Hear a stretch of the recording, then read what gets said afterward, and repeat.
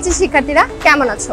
তোমাদের পরীক্ষা অলরেডি দরজা করা নাড়ছে। আজ তোমাদের জন্য নিয়ে এসেছি এমন 10টি টিপস অ্যান্ড ট্রিক যা তোমাদের 10 দিনের 200 দিনের প্রস্তুতিতে সাহায্য করবে। চলো শুরু করা যাক। নাম্বার 1, স্মার্ট রুটিন তৈরি করো।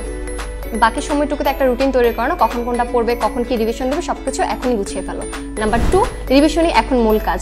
নতুন পড়া নিয়ে একদম ঝুঁকি নিবে না, আগের পড়াগুলো রিভিশন করো।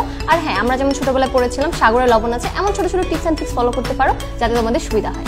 নাম্বার 3, প্রোমোডোর টেকনিক ট্রাই করতে পারো। 25 মিনিট পড়বে এবং 5 মিনিট বিরতি নেবে, যেমন এটা তোমাদের মনোযোগকে ধরে রাখবে এবং তোমাদের স্ট্রেস থেকে মুক্ত রাখবে।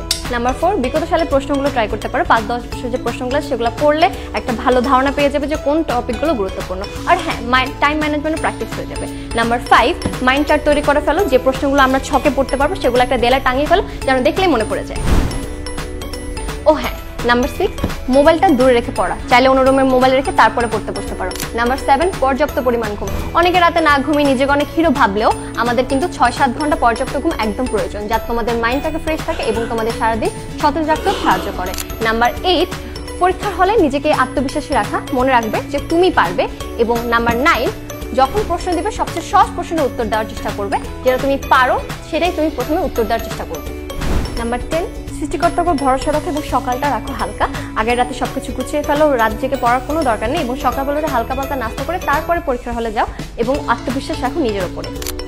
ও হ্যাঁ, তোমাদের জন্য রয়েছে একটা বোনাস টিপ। পরীক্ষার হল থেকে বেরোয় কখনোই প্রশ্নপত্র উত্তর মেলানোর চেষ্টা করবে না, এটা তোমাদের আত্মবিশ্বাসে ঘাটতি করবে। এই ছিল তোমাদের জন্য 10টি এক্সেল লেভেলের টিপস। আশা করি এটা তোমাদেরকে আত্মবিশ্বাসে সাহায্য করবে। তোমাদের জন্য রইল ডিআইটির পক্ষ থেকে অনেক বেশি শুভকামনা এবং দোয়া।